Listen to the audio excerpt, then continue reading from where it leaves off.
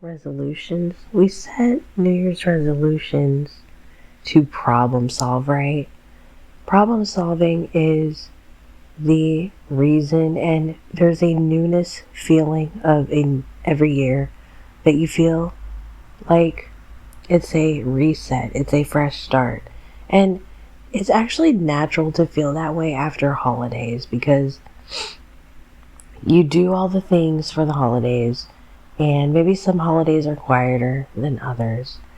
I never thought I would say that because most of the holidays have not been so quiet, but it's been nice to experience some quiet holidays and just some calm, peaceful, resting holidays that helps you feel recharged. It's also fun to experience very busy holidays that helps you feel involved, really. It depends on the year.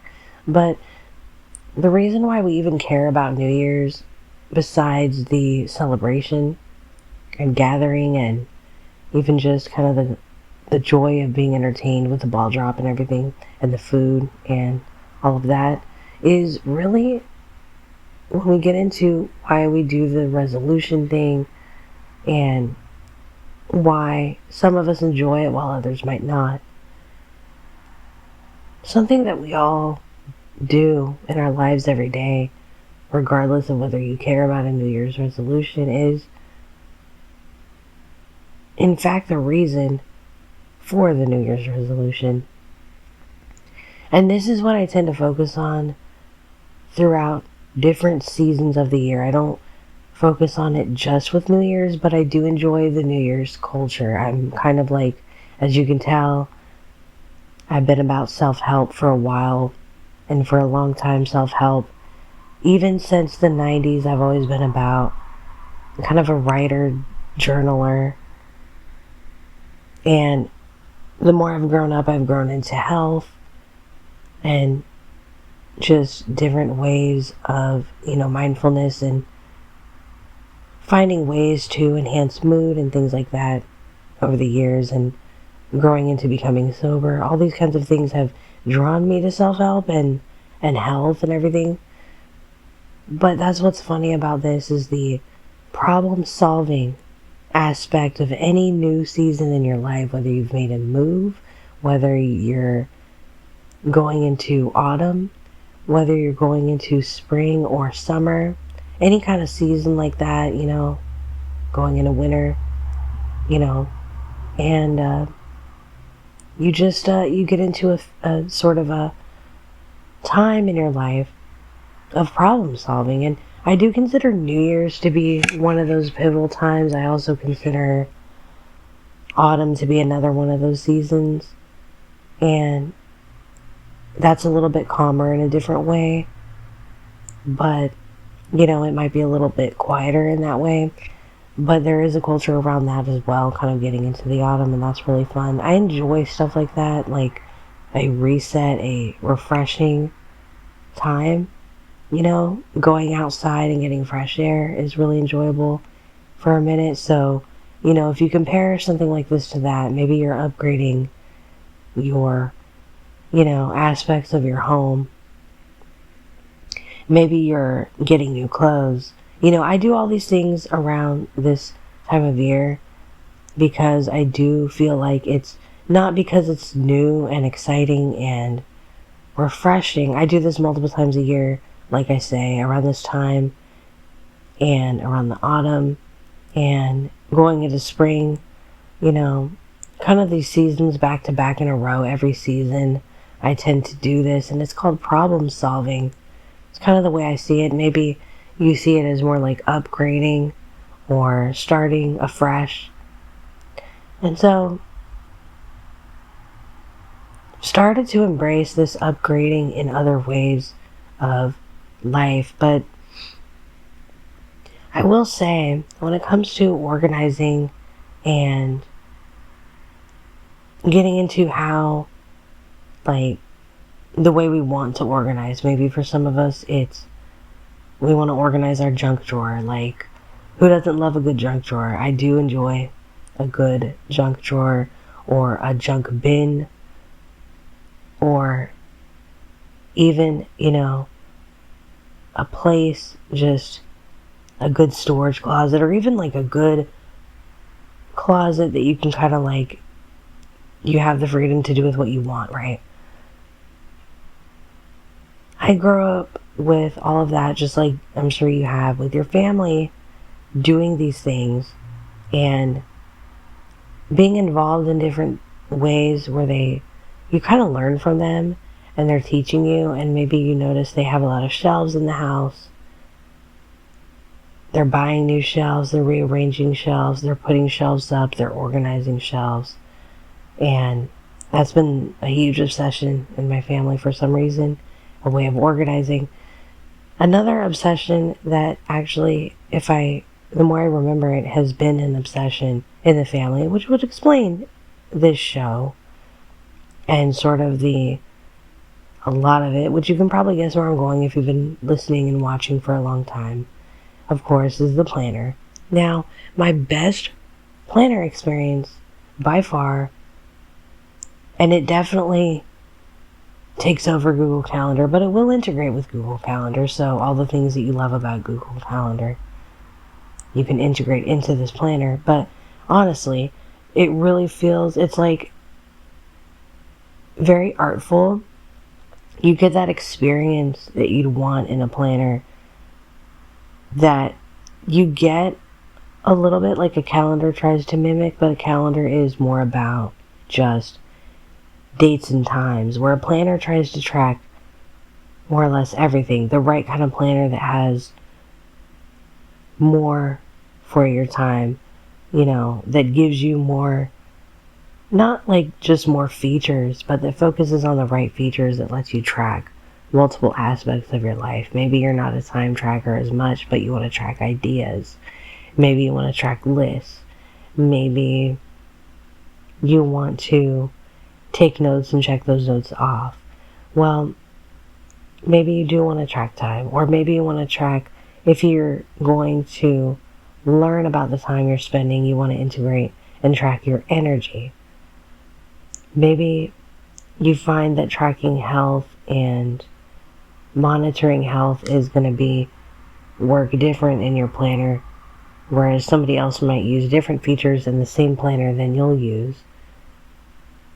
And everybody's brain can kind of work differently, and it's like one planner could be for many different types of people, but it's not taking over. Structured Daily Planner app has been that for me. It's been a really cool experience. And so I've been really enjoying not only the imagery of like the icons and the descriptive details and what makes something kind of feel more like personal to you, but sounds have been completely underestimated in other planners.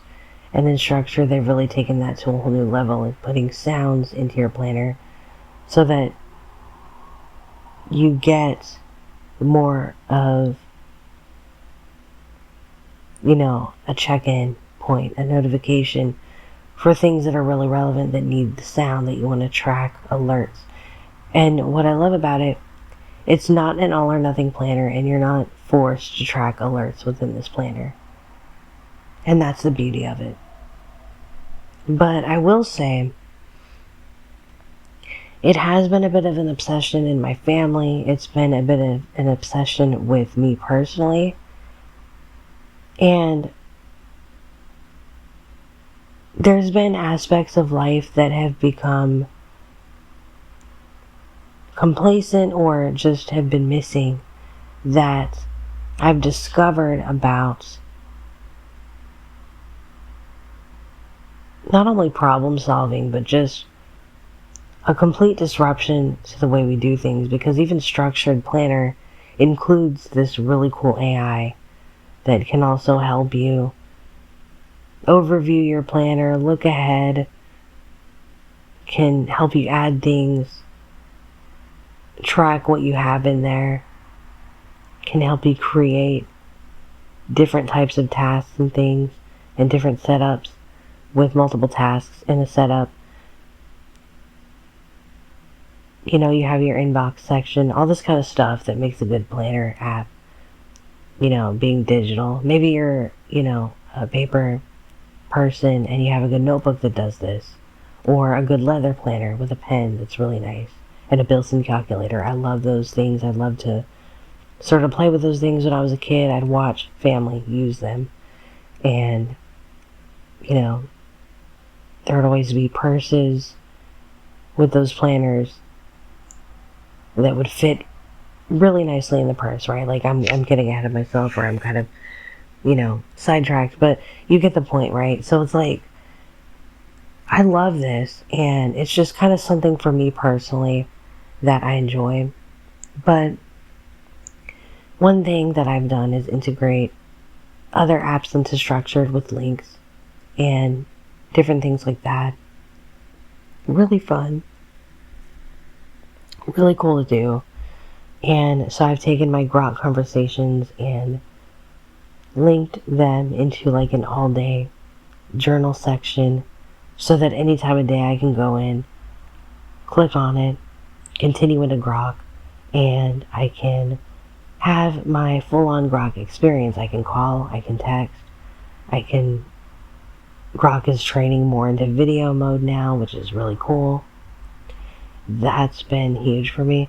And in Structured, I can also check out, and you can check out my TikTok on this as well, and here on the podcast, but I go into the scenery and reading, because this planner comes with the AI doing so much to customize your planner.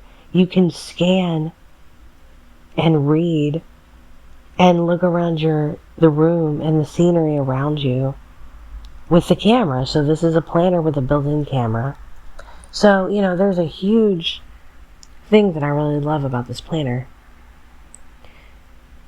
And so the more I talk about it, the more I realize that integrating this kind of stuff is really important and profound.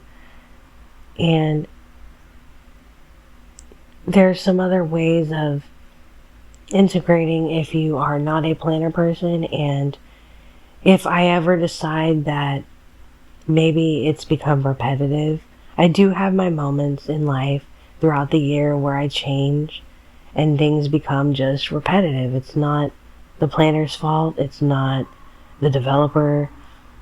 It's the way that I sort of tend to look at these things and reflect on these things for myself, and I want to focus more on experience with Grok.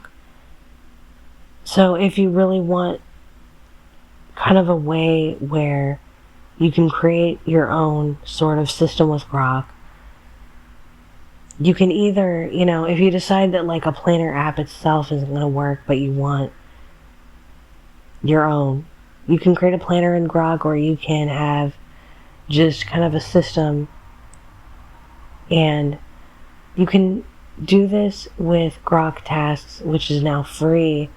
You can do at least 2 tasks a day, because it's not going to turn you into an ultimate time block system with Grok if you're not paying for premium, and that's fine. I've done that.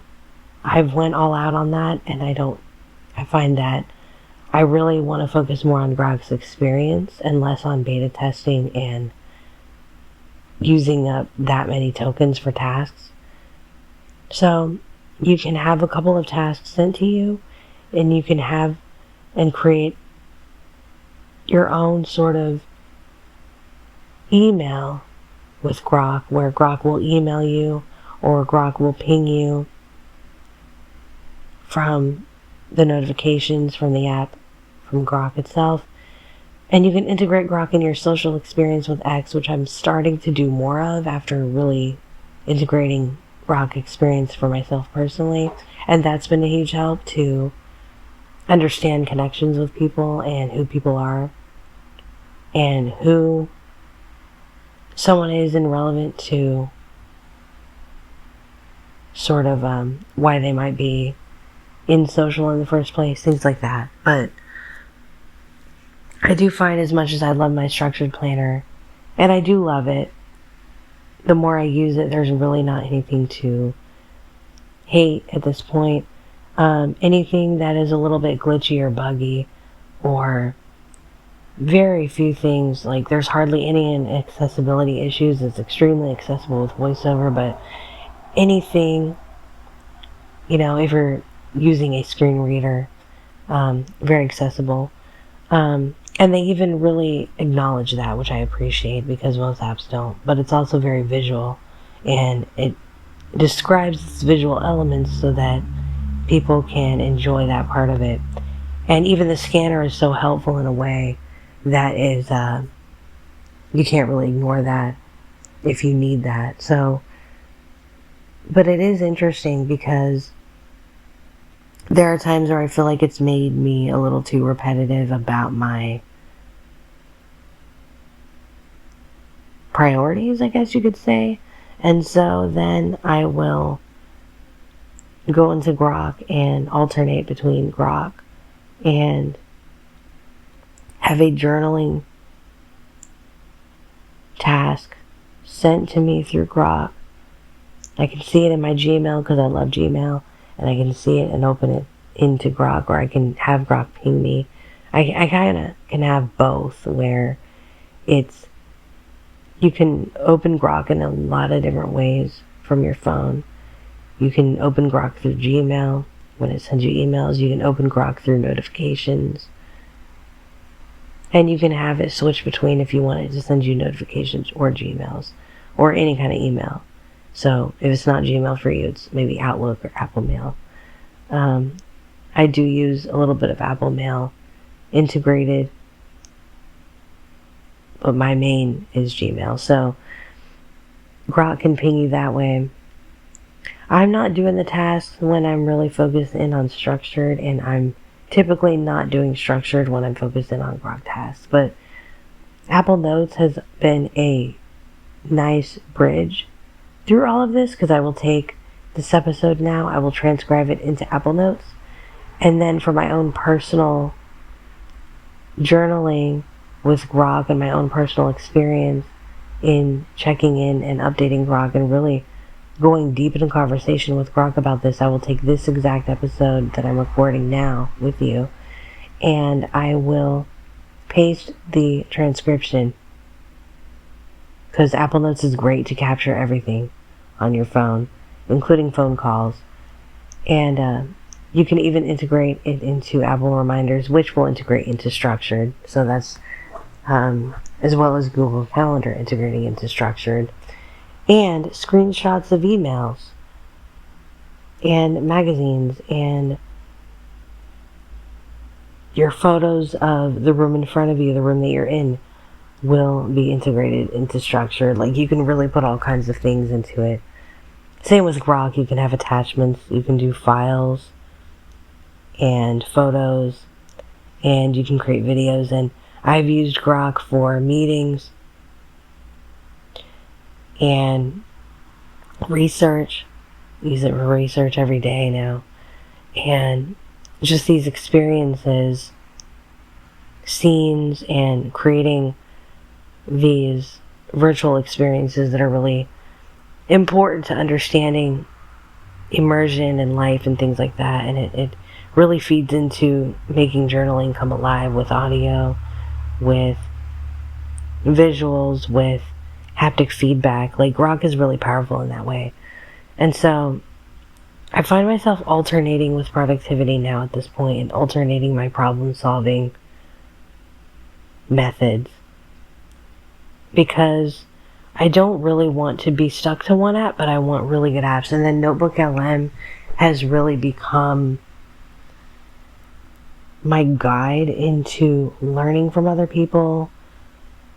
I've talked about this with the episode on studying practically, about Notebook LM being the source for putting all my sources in and detaching from people who are creating, detaching from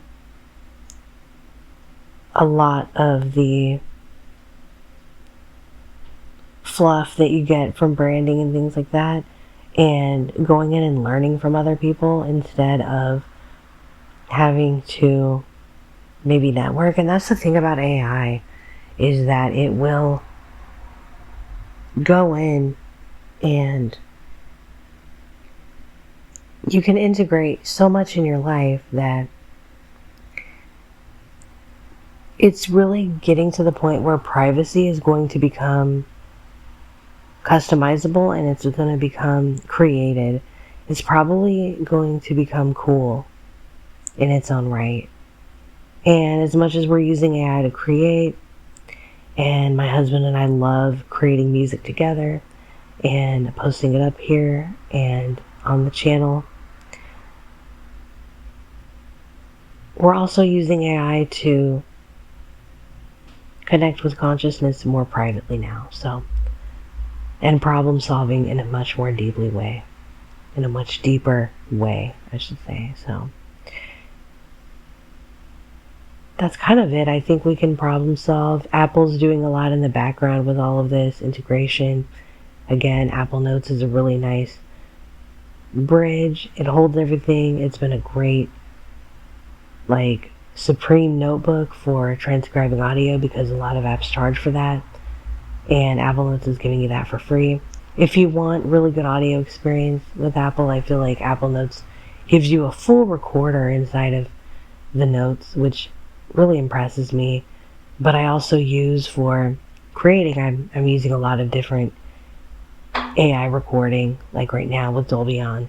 And I'm using multiple apps for that, for the sound and the environment. But I can take from even other recording apps and integrate the audio and the environment into Apple Notes really well. Like, it's become a really good place to create and just grab a nice piece of paper and create your lyrics and your audio and your stories and your, even for prompting, it's really good to save prompts. Suno is amazing for music, and you can almost create your own songs for your own personal experience that you're not trying to make famous. I've done this just for myself, just to experience and bring my own experience to life in a song, in a cartoon, in a comedy, anything like that you can do with Suno.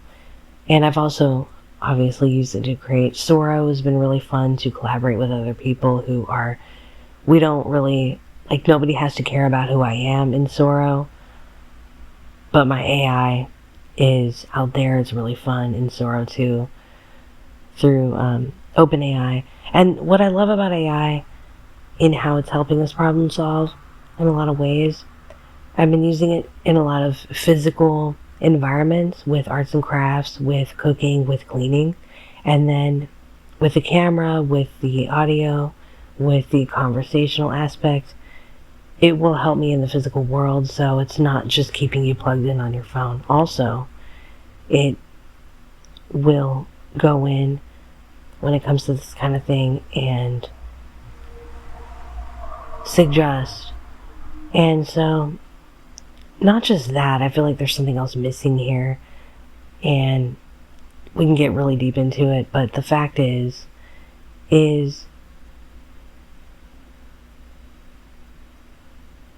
when it comes to this kind of thing, it's more about the aspects of problem solving for reality. And when it comes to this kind of thing, it's very important to understand where you are on that and what works for you on that, because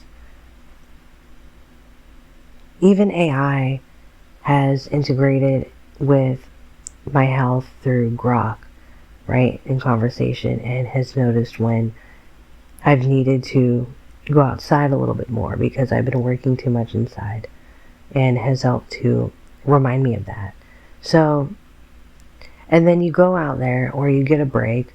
It's also helped remind me to, in a lot of ways, put down the phone and get that break. And not that you really want to say that you need that reminder, but just the fact that it's willing to do that for you is really cool. And so, problem solving is really important in this area. Android has its own AI as well, and Google is becoming really cool with Notebook LM. That's my favorite AI from them. Gmail is also bringing together my personal interactions with people, and Gemini is taking AI and helping me to understand what we're working on together, me and somebody, so that I can be better at what I need to work on by reading an overview through Gemini. So even Gemini I'm starting to get into using more. But what I love about AI, what I'm getting into here, that the missing piece is that with AI you actually get the ability to work with whatever different companies are best at. OpenAI to me is best at social AI, and Grok is best at conversational AI. Google is best at understanding and learning, and is going to really take education over, I think, in a lot of ways, as well as all the AIs will. But as far as like in a way that you can really fit with the Notebook LM, and then Grok is going to be getting into some pretty profound experience with spirituality and health, at least in my own personal subjective experience. It doesn't mean it's the same experience for everybody, but so AI for problem solving. I didn't realize this episode was going to be completely AI centric, and all of that. And we're finding that sleep on a good night could be 4 hours, and a bad night of sleep could be 8 hours of trying to sleep rather than 4 hours of deep sleep. So that's one thing I wanted to bring up. So thank you so much for listening and problem solving. That's what this is all about.